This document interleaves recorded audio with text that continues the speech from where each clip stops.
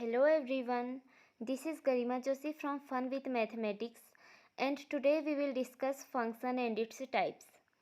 तो सबसे पहले बात करते हैं कि फंक्शन क्या होते हैं।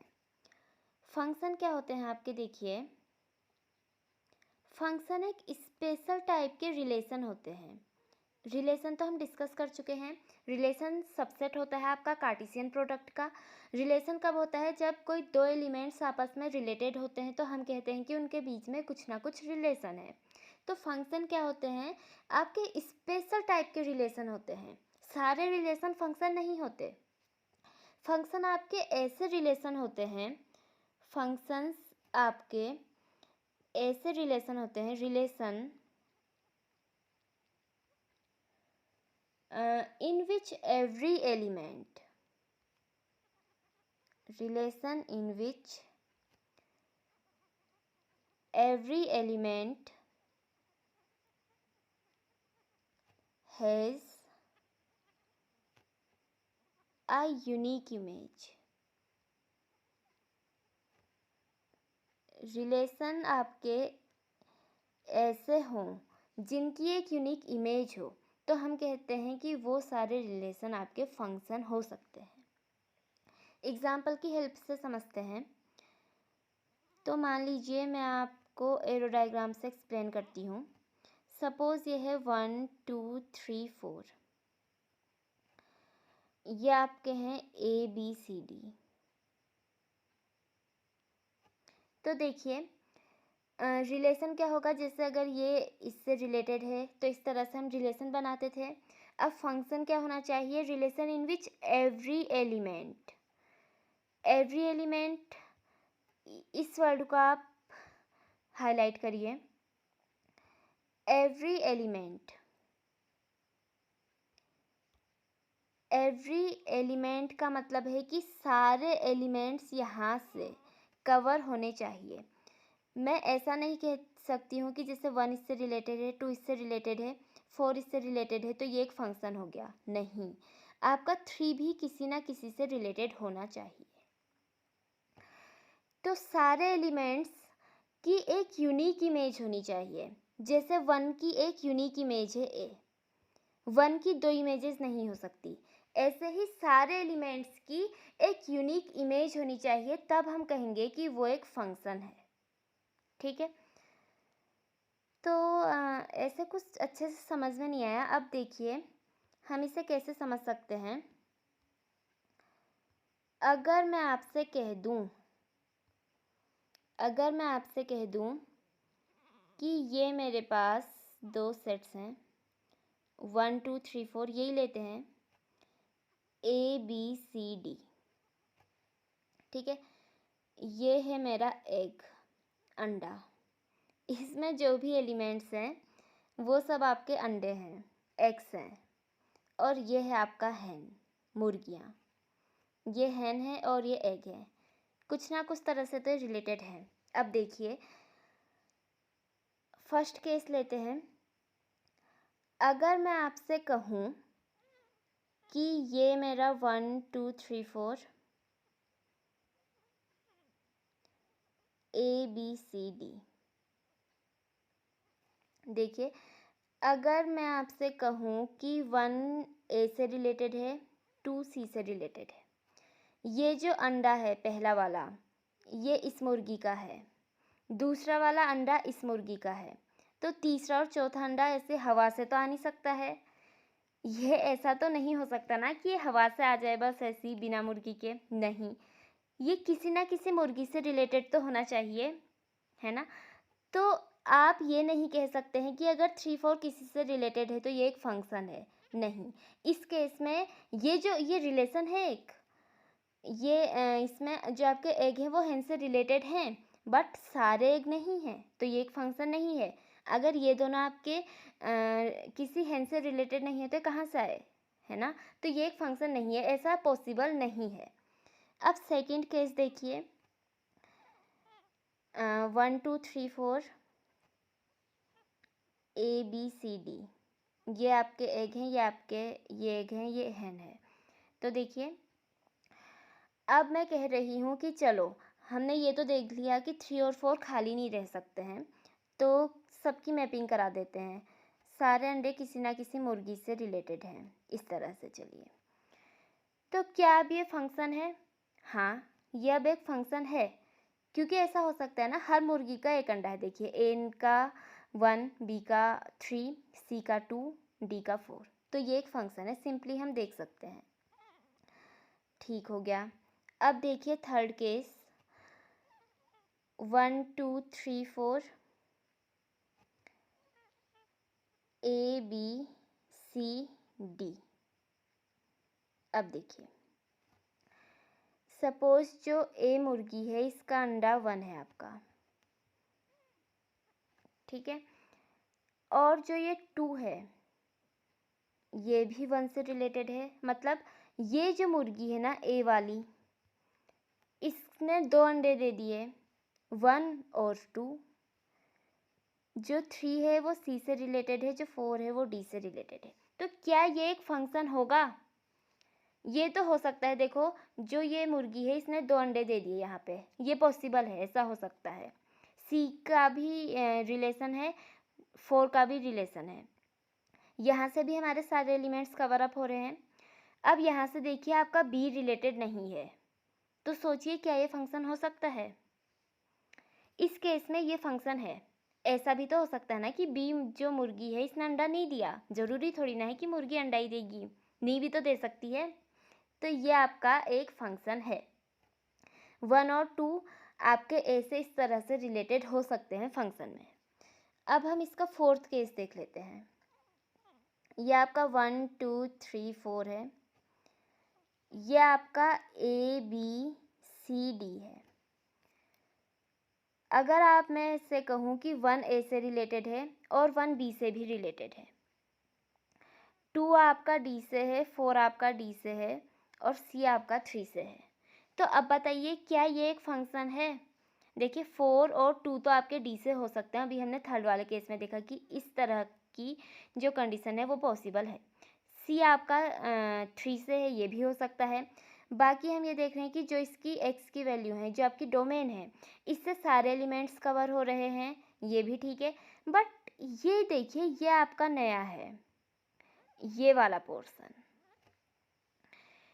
क्या 1 ए और बी दोनों से रिलेटेड हो सकता है? क्या 2 मुर्गी, ये जो हैन है, 2 मुर्गियों का एक ही अंडा हो सकता है? ऐसा तो नहीं होगा ना कि दोनों मुर्गी बस मिलके एक ही अंडा दे रही हैं, तो ये केस पॉसिबल नहीं है आपका। यही तो मैंने यहाँ पर डिफाइन किया है। देखिए, every element has a unique image. Her element की एक यूनिक इमेज होनी चाहिए। बट यहाँ पर देखिए, एक एलिमेंट की आपकी 2 इमेज आ रही हैं। 1 की आपकी इमेज ए भी आ रही थी और 1 की इमेज आपकी बी भी आ रही थी, जो कि पॉसिबल नहीं है। तो हर एलिमेंट की यूनिक इमेज होनी चाहिए, तभी वो फंक्शन होगा, और यहाँ से सारे एलिमेंट्स कवर होने चाहिए। फर्स्ट और फोर्थ वाले केस में ये आपका फंक्शन नहीं था, क्योंकि देखिए, फर्स्ट केस में आपके सारे एलिमेंट्स कवर नहीं थे और फोर्थ केस में आपकी यूनिक इमेज नहीं थी। सेकंड और थर्ड आपके फंक्शन हैं। तो आई होप कि अब आपको ये क्लियर हो गया होगा कि फंक्शन क्या होता है। तो अब हम आगे बढ़ते हैं टाइप्स ऑफ फंक्शन की ओर। So let's move to types of functions. Types of functions में सबसे पहले हम देखते हैं ऑन टू, अच्छा पहले 1 1 फंक्शन देख लेते हैं। फर्स्ट में हम देखते हैं 1 1 फंक्शन, 1 1। और ये जो 1 1 फंक्शन है, सबसे पहले तो हम ये देखते हैं कि इसको हम इंजेक्टिव फंक्शन भी कहते हैं। कई जगह आपको ये लिखा हुआ मिलेगा कि इंजेक्टिव फंक्शन, इंजेक्टिविटी चेक करिए, क्वेश्चंस में आएगा आपका चेक इंजेक्टिविटी। तो ये जो फंक्शन है आपके, इन्हें हम इंजेक्टिव फंक्शन भी कहते हैं, 1 1 फंक्शन या फिर इंजेक्टिव फंक्शन। अब इसमें होता क्या है, तो देखिए, जो आपके 1 1 फंक्शन होते हैं, नाम से ही पता चल रहा है 1 1, इसका ये मतलब हम कह सकते हैं कि वन एलिमेंट की वन इमेज होगी, एक एलिमेंट की एक इमेज। नाम से ही पता चल रहा है, वन वन कह रहे हैं तो means one element should have one image. Example देखते हैं, ये देखिए, सपोज इस तरह से है 1 2 3 4, ये है आपका ABCD। तो यहाँ पर ये जो एलिमेंट्स हैं, ये वाले सब, इनकी एक ही इमेज होनी चाहिए। जैसे 1 की A है, 2 की C है, 3 की B है और 4 की D है। यहाँ पर ऐसा नहीं हो सकता कि 4 की भी इमेज B हो, नहीं, एक एलिमेंट की एक ही इमेज होनी चाहिए। तो अगर आपका इस तरह से है तो हम कह सकते हैं कि ये 1 1 है। यहाँ पे एक ऐसा भी हो सकता है कि अगर एक एलिमेंट E भी है, वो एक्स्ट्रा है, छूट गया तो कोई बात नहीं, तब भी आपका 1 1 होगा, क्योंकि सबकी एक इमेज देखनी है हमको। हमें ये फ़र्क नहीं पड़ता कि यहाँ कोई एलिमेंट एक्स्ट्रा है या नहीं है। तो ये आपका हो गया 1 1। इसके बाद अब हम देखते हैं ऑन 1 1 के बाद हम देखते हैं मैनी वन। ऑन टू उसके बाद देखेंगे, पहले मैनी वन देख लेते हैं। इसके बाद अब हम देखते हैं मैनी वन फंक्शन। तो मैनी वन तो आसान है, जैसे हमने 1 1 में देखा कि वन एलिमेंट की एक इमेज होनी चाहिए, ऐसे ही यहाँ हम कह सकते हैं कि मैनी एलिमेंट्स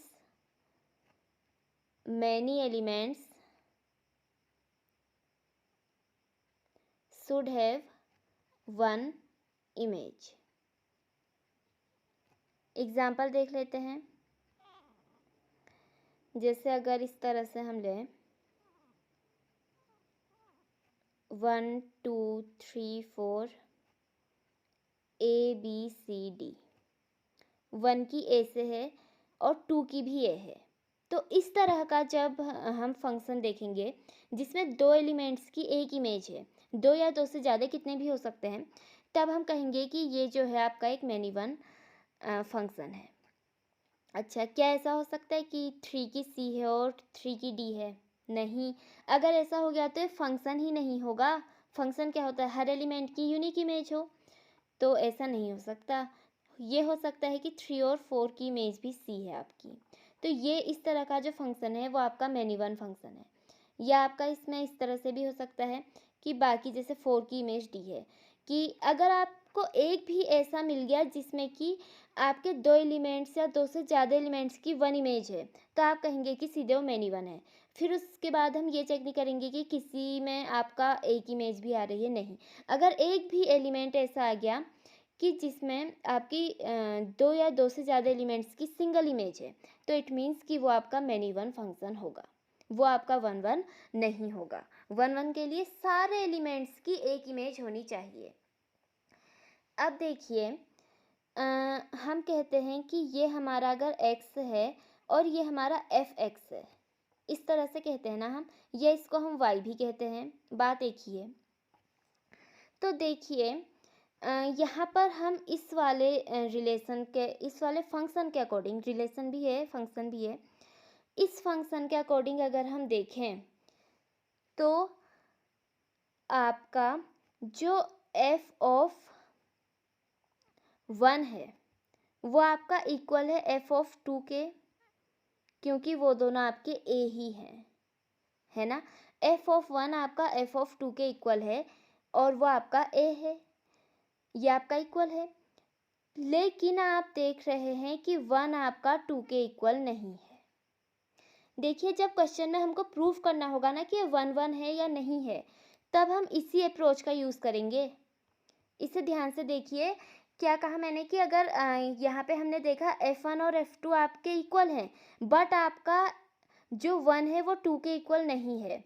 अगर हम इसको जनरलाइज फॉर्म में लिखें तो क्या हम इस तरह से कह सकते हैं, या आपका अगर सपोज आप कोई भी ले लें, f(x1) ले लें, x1 आपका कोई भी हो सकता है, 1 2 3 4 कुछ भी हो सकता है।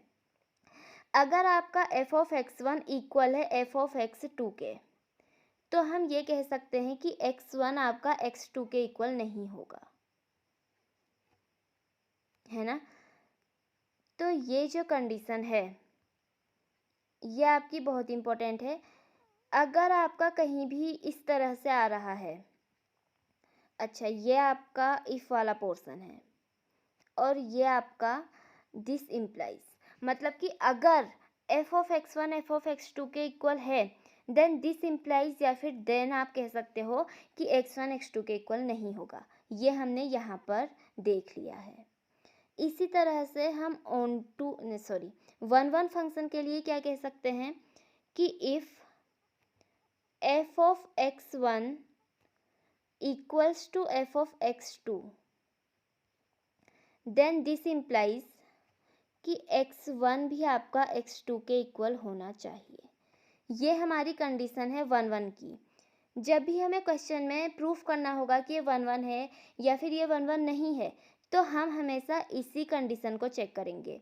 हम लेट कर लेंगे कि f of x1 f of x2 के इक्वल है, उसके बाद हम सॉल्व करेंगे। अगर सॉल्व करते करते x1 x2 के इक्वल आ गया तो हम कहेंगे कि ये वन वन है, और अगर इक्वल नहीं आया तो हम कहेंगे कि ये वन वन या फिर इंजेक्टिव फंक्शन नहीं है, ये मैनी वन फंक्शन है। तो ये हो गया आपका वन वन और मैनी वन। अब इसके बाद हम देख लेते हैं onto functions and into functions. सबसे पहले हम देखते हैं ऑन टू फंक्शंस को। थर्ड नंबर पे हम देखते हैं onto functions. Onto functions को हम सर्जेक्टिव भी कहते हैं, सर्जेक्टिव फंक्शन भी कहते हैं ऑन टू को। ऑन टू फंक्शंस या फिर सर्जेक्टिव फंक्शन क्या होते हैं? अच्छा देखो, इसको बताने से पहले मैं आपको एक चीज़ बताना चाहूँगी। देखिए, अगर मेरे पास दो सेट्स हैं, ये 1 2 3 4 है, ये A B C D है। अगर 1 की मैपिंग A से है, 2 की A से है, 3 की C से है, 4 की D से है सपोज़, तो इसमें वैसे तो 11th क्लास में हम पढ़ते हुए आए हैं, बट एक बार मैं जस्ट रिमाइंड करा रही हूँ आपको। इसमें देखिए आपकी डोमेन क्या हो जाएगी। डोमेन आपकी क्या होती है? डोमेन आपकी x की वैल्यूज़ होती हैं। ये आपका x है और ये आपका fx या फिर y है। तो डोमेन आपकी x की वैल्यूज़ होती हैं, तो ये सारी जो वैल्यूज़ हैं ये आपकी डोमेन हो जाएंगी। यानी कि डोमेन में मैं क्या लिख सकती हूँ, 1, 2, 3, 4। इसके बाद अगर हम कोडोमेन देखें तो आपका कोडोमेन क्या होता है? कोडोमेन होती है आपकी y की वैल्यूज़, यानी कि यहाँ से इसमें से आपकी a, b, c, d आपका कोडोमेन है। और रेंज आपका क्या होता है? रेंज आपकी वो वैल्यूज़ होती हैं जिनसे आपका x रिलेटेड हो। यानी कि देखिए x यहाँ पर जब 1 और 2 है तो वो a से रिलेटेड है, तो a हो गया। अगर आपका ये c आपका यहाँ पर 3 से रिलेटेड है तो c हो गया, और आपका d हो गया। यहाँ पर जो रेंज है इसमें b नहीं आएगा, क्योंकि b आपका x में किसी से भी बिलोंग नहीं करता है, x में किसी से भी रिलेटेड नहीं है। तो ये आपका डोमेन, कोडोमेन और रेंज आपका इस तरह से होता है। अब हम बात कर लेते हैं ऑन टू फंक्शंस की। अब देखिए, ऑन टू फंक्शंस में क्या होता है? ऑन टू फंक्शंस में आपकी जो रेंज होती है वो आपकी इक्वल होती है कोडोमेन के। ये ऑन टू फंक्शन की यू कैन से कंडीशन है। अगर हम किसी क्वेश्चन में ये प्रूव कर देते हैं कि रेंज हमारी कोडोमेन के इक्वल है, then we can say that this function is an onto function. ऐसा फंक्शन ऑन टू फंक्शन होगा। फॉर एग्जाम्पल हम देखते हैं, सपोज हमारे पास दो सेट हैं, ये आपका 1 2 3 4 है, ये सेट A है, ये आपका ABCD आपका सेट B है सपोज। तो ऑन टू फंक्शन ऐसे फंक्शन होते हैं जिसमें रेंज आपकी कोडोमेन के इक्वल हो। मतलब कि इसमें आपका कोडोमेन क्या है, कोडोमेन आपका है A comma B comma C comma D, तो आपकी रेंज भी इतनी ही आनी चाहिए, रेंज भी आपकी इतनी ही आनी चाहिए। यानी कि यहाँ से हम कह सकते हैं कि ए बी सी डी की कोई ना कोई प्री इमेज होनी चाहिए, है ना। ए बी सी डी की कोई ना कोई प्री इमेज होनी चाहिए, तभी तो हमारी जो कोडोमेन है वो रेंज के इक्वल आएगी। Hence for onto functions we can say that every, ये भी इम्पोर्टेंट है, इसकी हेल्प से भी हम प्रूफ कर सकते हैं। Every element of set B, ये सेट ए है और ये सेट बी है, तो ये जो सेट बी है आपका कोडोमेन वाला, उसके जो सारे एलिमेंट्स हैं, every element of set B should have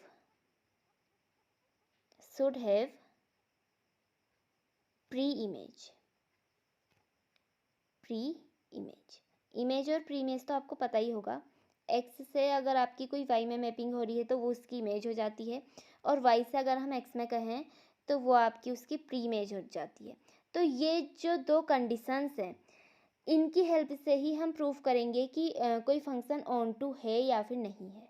यही आपकी ऑन टू की कंडीशन है कि या तो रेंज ऑफ इक्वल हो कोडोमेन के, और वैसे तो एक ही है बट हम इसको अलग अलग करके भी यूज़ कर सकते हैं। अब जब क्वेश्चन करेंगे तो आपको ज़्यादा क्लियरली समझ में आएगा। अभी बस आप ये याद रखिए, इन दो कंडीशंस को याद रखिए कि रेंज आपकी कोडोमेन के इक्वल होनी चाहिए, और जब ऐसा होगा तो हर एलिमेंट की सेट बी में से प्री इमेज होगी। अब आप इसको कंफ्यूज नहीं करेंगे, ऑन टू को आप वन वन से कंफ्यूज नहीं करेंगे। ऑन टू फंक्शन आपका वन वन भी हो सकता है और मैनी वन भी हो सकता है। ये भी इम्पोर्टेंट है कि ऑन टू फंक्शन आपका वन वन भी हो सकता है, मैनी वन भी हो सकता है। ये इस तरह से भी हो सकता है, देखिए 1 2 3 4 और ये ए बी सी डी, तो जैसे 1 और 2 आपका ए से रिलेटेड है, 3 आपका सी से है, 4 आपका डी से है। यहाँ पर एक और एलिमेंट 5 ले लेते हैं जो कि आपका बी से है। तो यहाँ पर ये मैनी वन हो रहा है, लेकिन ये ऑन टू भी है। ऑन टू में हम ये नहीं देखेंगे कि वन वन है या मैनी वन है, बस इस पर हम ये देखेंगे कि रेंज और कोडोमेन इक्वल है या नहीं है। ऐसे ही जो वन वन और मैनी वन फंक्शन है, उस पर भी हम ये नहीं देखेंगे कि वो ऑन टू है या फिर इन टू, अभी हम पढ़ेंगे, या फिर इन टू है। इस तरह से वो जो हैं वो सेपरेट हैं, और ऑन टू और इन टू हम सेपरेटली पढ़ेंगे। ओके, अब इसके बाद हम देखते हैं इनटू फंक्शंस। तो इनटू फंक्शंस क्या होते हैं, फोर्थ में हम देख लेते हैं इनटू फंक्शंस। तो बहुत इजी है, ऑन टू के ऑपोजिट होते हैं ये। ऑन टू में हमारा क्या होता था, ऑन टू में हमारी रेंज कोडोमेन के इक्वल होती थी, इनटू में हमारी जो रेंज है वो इक्वल नहीं होती है कोडोमेन के, बस। और अगर हमें प्रूफ करना है कि इनटू नहीं है, बस कंडीशन ऑन टू वाली ही चेक करनी है, रेंज और कोडोमेन देखना है आपको। अगर आपकी रेंज कोडोमेन के इक्वल आ जाती है तो आप कहेंगे ऑन टू है, और अगर इक्वल नहीं आती है तो आप कह देंगे कि ये इनटू है। और अगर आपकी रेंज कोडोमेन के इक्वल नहीं होगी तो हम ये कह सकते हैं कि जो रेंज होगी वो आपका सबसेट होगी कोडोमेन के। ये तो आपको पता ही होगा ना कि रेंज कभी भी कोडोमेन से ज़्यादा नहीं हो सकती है, रेंज हमेशा कोडोमेन का सबसेट होती है। तो अगर ये कंडीशन आपकी आती है कि रेंज आपकी सबसेट है कोडोमेन की, तो इट मीन्स कि जो आपका फंक्शन है वो इनटू फंक्शन है। एग्जांपल देख लेते हैं, ये आपका 1 2 3 4 है सपोज, ये आपका ए बी सी डी है। सपोज 1 आपका ए से रिलेटेड है, 2 आपका सी से है, 3 भी आपका सी से, और 4 आपका डी से है।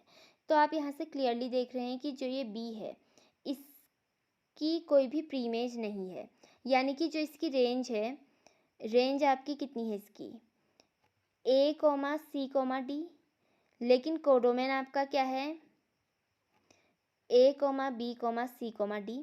तो आप देख रहे हैं ना, यहाँ से क्लियरली देख सकते हैं कि जो आपकी रेंज है वो सबसेट आ रहा है कोडोमेन का। रेंज में आपका B नहीं है और कोडोमेन में आपका B है। तो इस तरह के जो फंक्शंस होते हैं वो इनटू फंक्शंस होते हैं।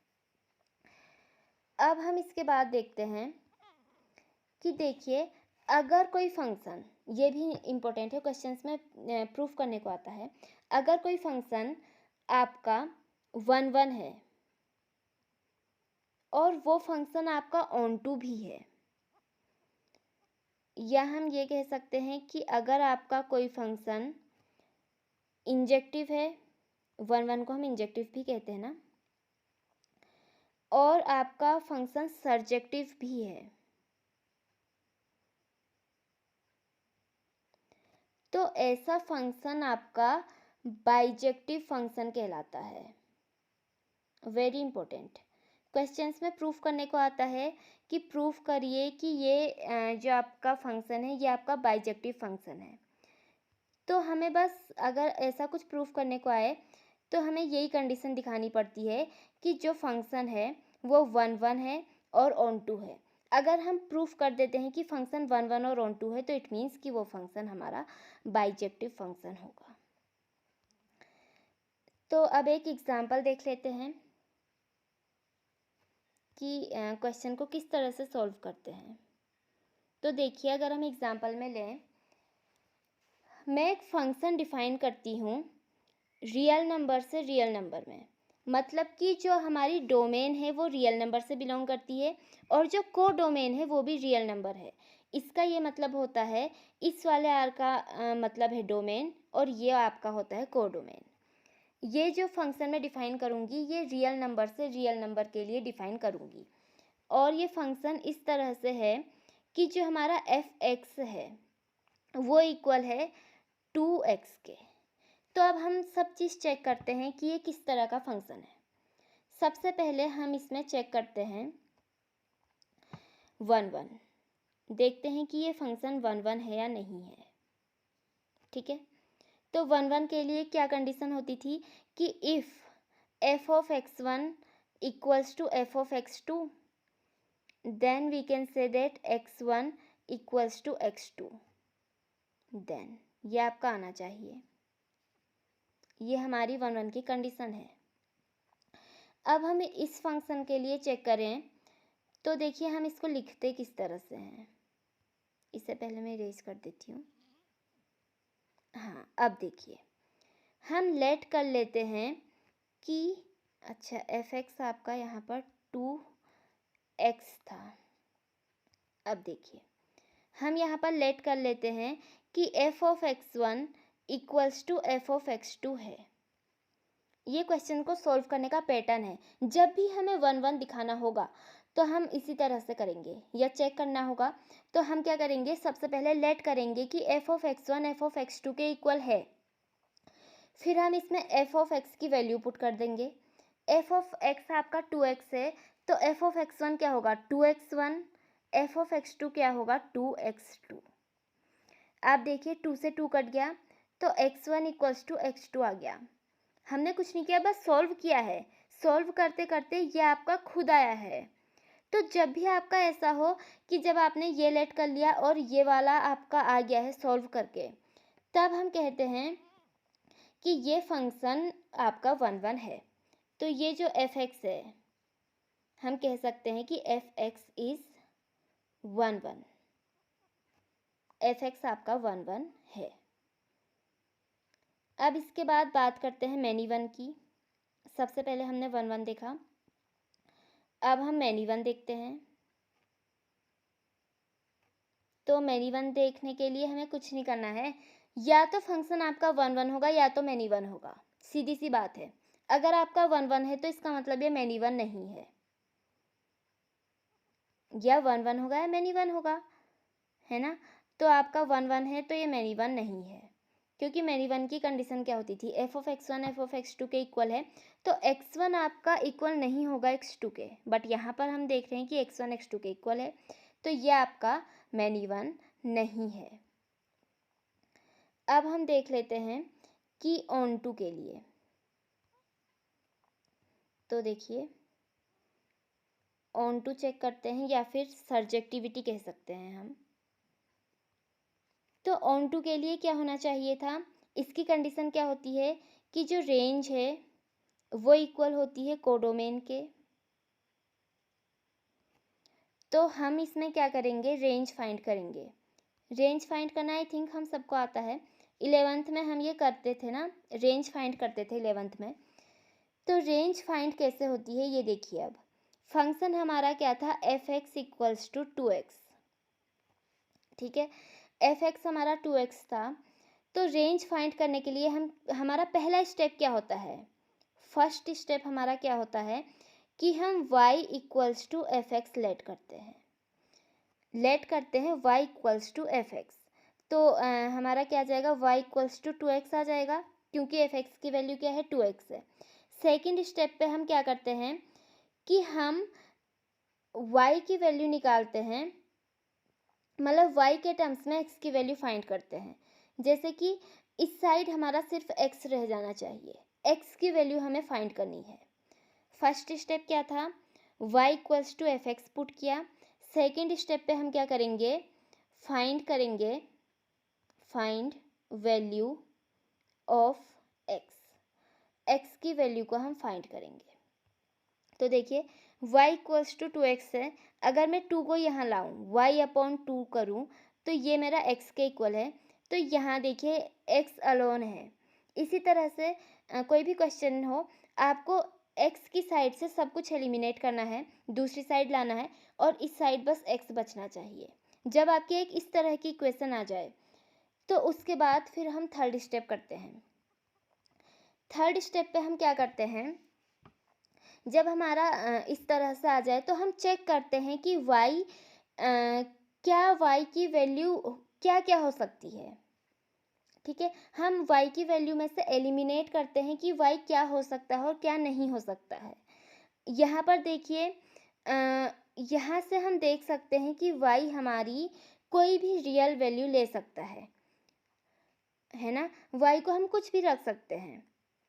तो यहाँ पर हम देख रहे हैं कि क्लियरली हम यहाँ पर देख सकते हैं कि y can take all values, y can take all values from r यहाँ पर क्या है, रियल नंबर्स, r आपके रियल नंबर है। रियल नंबर में से y कोई भी वैल्यू ले सकता है। तो हम कह सकते हैं कि जो इसकी रेंज है वो आपकी है रियल नंबर मतलब r, क्योंकि y यहाँ से r से आपकी कोई भी वैल्यू ले सकता है। y/2 में आपका जो y है वो रियल नंबर से कोई भी वैल्यू ले सकता है, तो आपकी जो रेंज होगी वो रियल नंबर्स होगी, ठीक है। अब देखिए जो एग्जाम्पल हमने लिया था उसमें हमने कहा था कि जो फंक्शन है वो r से r के लिए डिफाइन है। इट मीन्स कि जो हमारा कोडोमेन है वो भी r है ना, कोडोमेन भी r है। तो ये तो हमें क्वेश्चन से पता ही है कि कोडोमेन हमारा r है, रेंज हमारी रियल नंबर है, और हमको ये गिवन है, ये हमें क्वेश्चन में गिवन है कि जो हमारा कोडोमेन है वो भी हमारा क्या है, r है, यानी कि रियल नंबर है। तो यहाँ से हम कह सकते हैं कि जो हमारी रेंज आई है वो हमारी इक्वल आई है कोडोमेन के। अब जब रेंज हमारी कोडोमेन के इक्वल आ गई है तो हम कह सकते हैं कि ये जो फंक्शन है ये आपका ऑन टू फंक्शन है, it is onto function, because हमने यहाँ पर प्रूफ कर दिया कि रेंज इक्वल्स टू कोडोमेन है। इसी तरह से हम ऑन टू फंक्शन को प्रूफ करेंगे। अब इसके बाद हम देख लेते हैं इनटू फंक्शन। तो इनटू तो आसान है, या तो फंक्शन आपका 1 होता था तो मैनी वन नहीं होता था। इसी तरह से आपका फंक्शन ऑन टू नहीं है, सॉरी यहाँ पर ऑन टू है तो इनटू नहीं होगा, या फंक्शन ऑन टू ही होगा या फंक्शन आपका इनटू ही होगा। तो ये आपका ऑन टू है तो ये आपका इनटू फंक्शन नहीं है। ठीक है, अब हम देखते हैं कि क्या ये फंक्शन बाइजेक्टिव है या नहीं है। अब हम देखते हैं कि क्या ये फंक्शन बाइजेक्टिव है या नहीं है। बाइजेक्टिव, तो देखिए ये फंक्शन हमारा 1 आया था और ये फंक्शन हमारा ऑन टू भी आया था। तो जो फंक्शन 1 और ऑन टू होता है वो फंक्शन आपका बाइजेक्टिव भी होता है। तो हम कह सकते हैं कि इट इज़ बाइजेक्टिव। इस तरह से हम किसी भी फंक्शन को देख सकते हैं कि वो 1 है, ऑन टू है, इनटू, बाइजेक्टिव, सब कुछ हम चेक कर सकते हैं। अब एक और एग्जांपल लेते हैं। इसी एग्जांपल को एक्सटेंड कर रही हूँ वैसे तो मैं। देखिए, अब अगर मैं आपसे कहूँ कि जो मेरा फंक्शन है, अभी तो हमने रियल नंबर से रियल नंबर की बात की, अब हम बात करते हैं अगर ये हमारा नेचुरल नंबर से नेचुरल नंबर है, मतलब कि जो हमारी डोमेन और को डोमेन है वो नेचुरल नंबर है, तब क्या होगा। एफ एक्स आपका वही है 2x, डोमेन और रेंज चेंज कर दिए, सॉरी डोमेन और को डोमेन चेंज कर दिया है, ये आपका को डोमेन होता है, रेंज नहीं होती है। डोमेन और को डोमेन नेचुरल नंबर है और एफ एक्स आपका ये है। तो जल्दी से देख लेते हैं इसको। सबसे पहले हम बात करते हैं 1 की। तो लेट हम कर लेते हैं कि F of x1 equals to F of x2 है, यानी कि 2x1 इक्वल्स टू 2x2 आ जाएगा, x1 इक्वल्स टू x2 आ गया। तो हम कह सकते हैं कि इट इज़ 1 ये जो फंक्शन है ये आपका 1 है।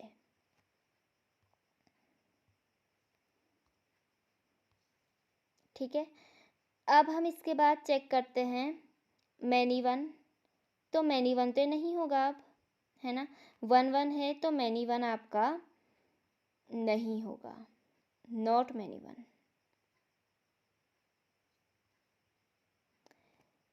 अब इसके बाद आता है आपका इम्पोर्टेंट, यहाँ से ध्यान देना। 1 है। अब हम बात करते हैं ऑन टू की। तो ऑन टू में हमको रेंज फाइंड करनी होती है। तो हम सबसे पहले लेट करते हैं कि y equals to F X है। तो y आपका कितना है 2x, x equals to Y by 2। ठीक है, x की वैल्यू हम फाइंड करते हैं y के टर्म्स में। अब हम देखते हैं कि क्या स्टेप थर्ड हमारा क्या होता था कि क्या y हमारी सारी वैल्यूज़ ले सकता है। मैं आपको एरो डायग्राम की हेल्प से बताती हूँ।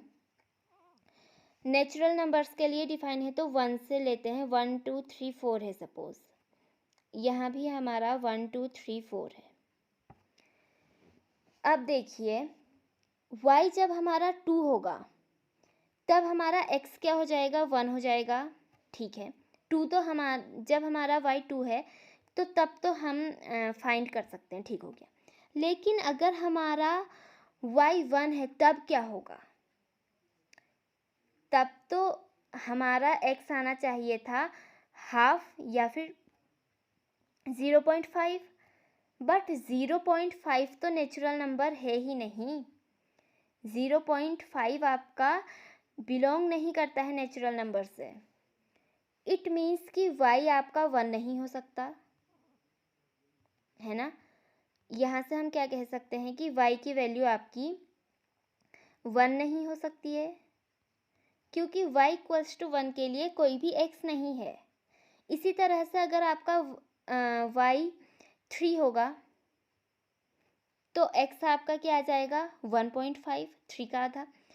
तो 1.5 भी आपका नेचुरल नंबर से बिलोंग नहीं करता है। नेचुरल नंबर क्या होते हैं 1 2 3 4, इनके बीच में जो भी नंबर्स होते हैं वो नेचुरल नंबर नहीं होते हैं। तो y इक्वल्स टू 3 भी बिलोंग नहीं करता है। इसी तरह से हम देखते हैं, अगर हम आगे को भी लें, इस सेट में तो 1 और 3 हैं, आगे को ले तो जो भी आपके ऑड नंबर्स होंगे वो आपके बिलोंग नहीं करेंगे।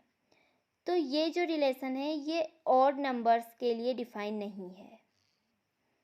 ठीक है, तो इट मीन्स हम यहाँ पर कह सकते हैं कि x equals to Y by 2 में आपका y सबसेट होगा नेचुरल नंबर्स का। y आपके नेचुरल नंबर के इक्वल नहीं होगा, है ना। y आपका सबसेट होगा नेचुरल नंबर्स का।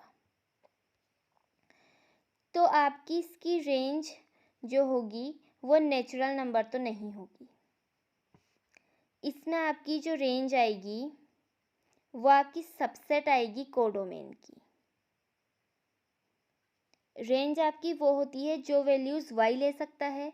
y आपका नेचुरल नंबर्स का सबसेट है, तो इट मीन्स कि जो आपकी रेंज है वो आपकी कोडोमेन की सबसेट होगी, है ना। यहाँ पर आप दे सकते हो y can not be equals to 1। Example के लिए इस तरह से आप एग्जाम्पल दे सकते हो। और आप कहोगे कि रेंज आपकी सबसेट आ रही है कोडोमेन की, तो इट मीन्स कि ये जो फंक्शन है ये ऑन टू नहीं है, it is not onto. समझ में आ गया ना। इस तरह से हम देखते हैं कि ऑन टू है या नहीं है। अब इसके बाद हम बात करते हैं इनटू की। बस कुछ नहीं करना है, रेंज फाइंड करनी है और चेक करना है कि वो कोडोमेन के इक्वल है या नहीं है। और ऑन टू को हाँ हम ऐसे भी तो चेक करते थे ना कि सबकी प्रीमेज आ रही है या नहीं आ रही है।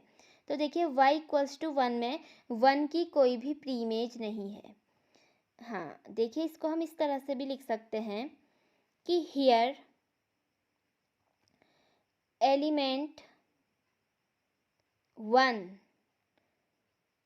फ्रॉम, ये आपका कोडोमेन वाले सेट से। अगर मैं इसको सेट ए और इसको सेट बी कहूँ तो from set B does not या डजंट हैव एनी प्रीमेज। आप अगर इस तरह से एक एग्जाम्पल भी दे देना तो भी आप कह सकते हैं कि ये ऑन टू नहीं है। इतना आपको ये पूरा जो आपने किया ऊपर, ये आपको करने की ज़रूरत ही नहीं पड़ेगी, आपको रेंज निकालने की ज़रूरत ही नहीं पड़ेगी। बस ये स्टेटमेंट अगर आप दे दें तब भी आप कह सकते हैं कि ये ऑन टू नहीं है, क्योंकि आपने एक एग्जाम्पल दे दिया कि 1 की कोई भी प्रीमेज नहीं है। इस तरह से हम ऑन टू प्रूफ करते हैं। इसके बाद अब हम इनटू देख लेते हैं। तो इनटू, अब देखिए यहाँ पर ये ऑन टू नहीं है और हमने अभी अभी ये देखा कि ये जो रेंज है आपकी सबसेट है कोडोमेन की, तो इसका मतलब ये आपका इनटू है, इट इज़ इनटू। अब इसके बाद हम चेक करते हैं कि ये बाइजेक्टिव है या नहीं है। तो बाइजेक्टिव के लिए क्या होना चाहिए, 1 1 भी होना चाहिए और ऑन टू भी होना चाहिए। 1 1 तो है बट ऑन टू नहीं है, तो इसका मतलब कि ये बाइजेक्टिव भी नहीं है, इट इज़ नॉट बाइजेक्टिव। तो इस तरह से हम चेक करते हैं कि कोई भी रिलेशन आपका किस तरह से 1 1 ऑन टू, मैनी 1 इनटू और बाइजेक्टिव है या नहीं है। तो आज के लिए बस इतना ही। I hope you enjoyed the video. Thank you and have a nice day.